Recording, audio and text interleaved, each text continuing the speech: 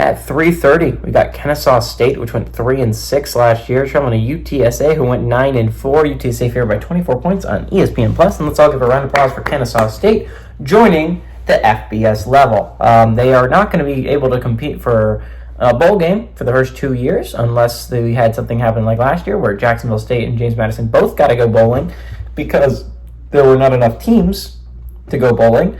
But Kennesaw State is going to be joining the FBS ranks. Now, I think what's really interesting here is Kennesaw State wasn't great on the FCS level, so I don't quite know how they're going to transfer to FBS. But UTSA starts a Owl Gauntlet. I feel like it would be impossible to go through this game without talking about the Owl Gauntlet. UTSA will be playing every team that has an owl as a mascot this year. I believe it's Florida Atlantic, Rice, and Temple are the other three that fill it out. I think it's kind of interesting, so I thought I would bring it up. But again, it's not. I say gauntlet, but the only team that made a bowl game of the ones I just listed was Rice, and they went 6-7. So I mean, is it really a gauntlet? UTSA, I think they have some questions to answer at the beginning of the year. This is a team that I think wants to compete for an American title right off the bat, especially with Tulane having a brand new head coach.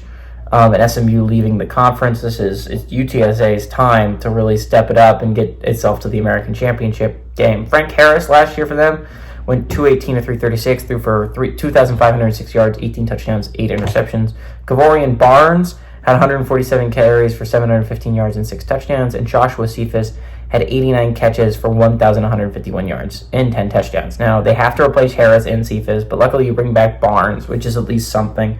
Losing Frank Harris is big, right? Frank Harris has been with the program ever since it's turned around, and it's started to become a team that you know in the group of 5 is UTSA and how good they can play football. I think UTSA has a chance at being solid this year. Do I think they're a playoff caliber team? We'll see how the quarterback situation shakes out. That's going to be a big part of it, right?